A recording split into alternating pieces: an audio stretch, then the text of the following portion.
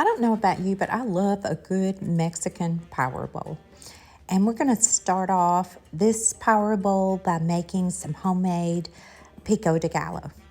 And by the way, make sure you watch this video till the end because there are several recipes within this video.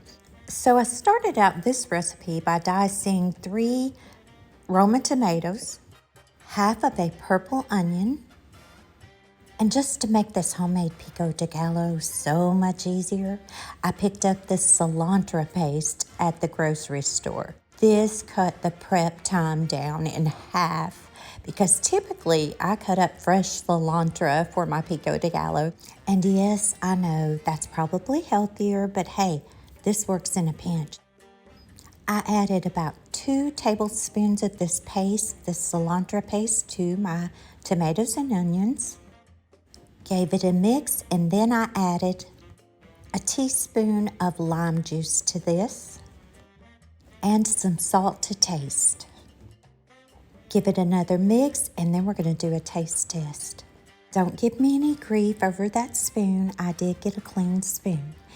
I did decide that I needed to add another teaspoon of the cilantro paste.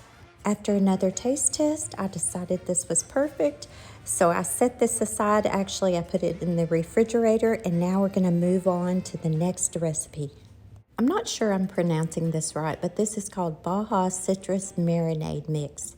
And you can find this at Walmart, your local Walmart. If it's not at your local Walmart, you can order this off of Amazon.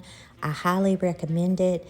This was introduced to me by my sister-in-law, who is from the West, and she is a great cook, and I love this marinade mix.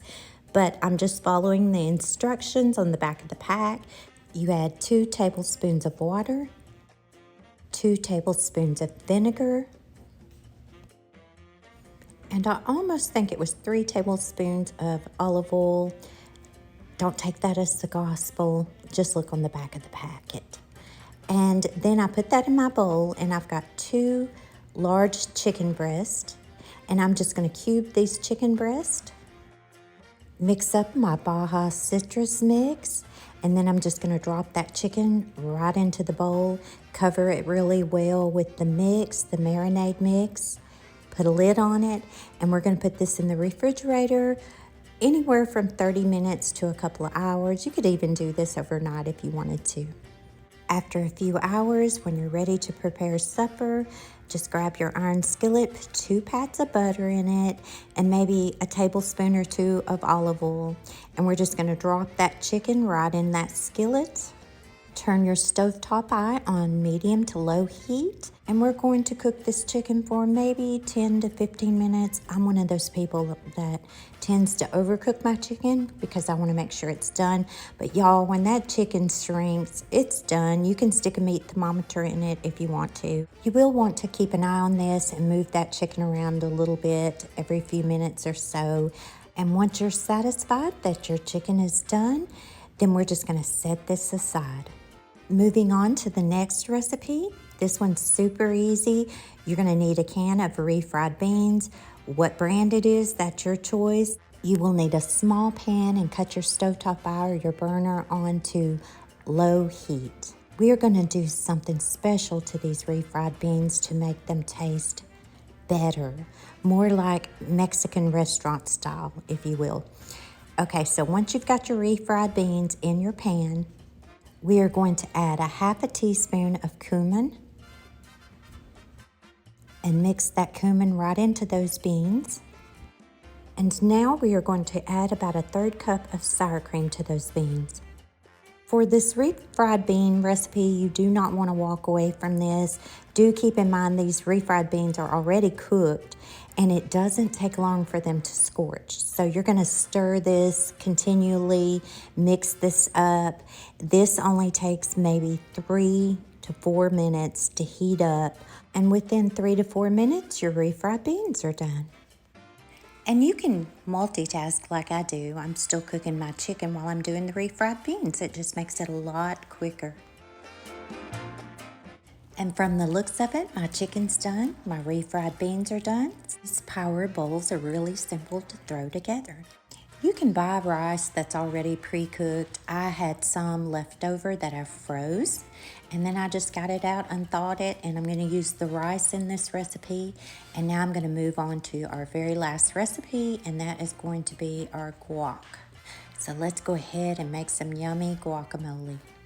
If you hear background noise, I decided to come out on my back porch. It's so beautiful here in Tennessee, and finish up this video. But let's talk about cutting an avocado. This is the easiest way I've found to cut an avocado, is to cut it in half and then pop the seed out and quarter it.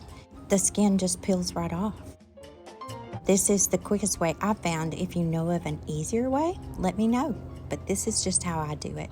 And I am going to cheat on this. I've got 2 avocados that I mashed up with my potato masher. I'm going to add a few drops of lime in this, probably about a teaspoon.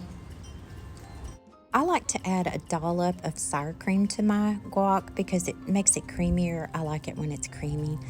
And then I'm going to mash that into it along with the lime juice, and I really needed a larger bowl, didn't I? I was in a hurry, in my defense, and sometimes we do get in a hurry, but I definitely needed a larger bowl. That's okay. That's okay.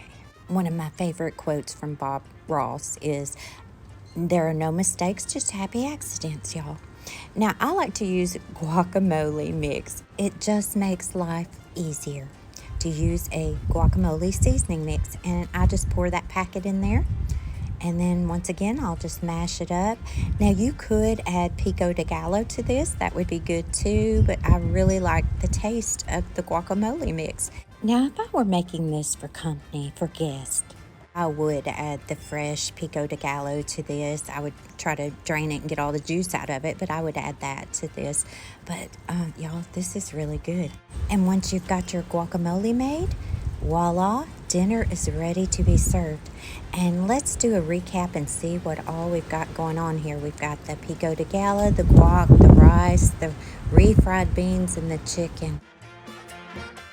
And you just put this in a bowl with maybe just a dollop of sour cream, and you have a power bowl. If you don't like your food touching, you can always put this on a plate.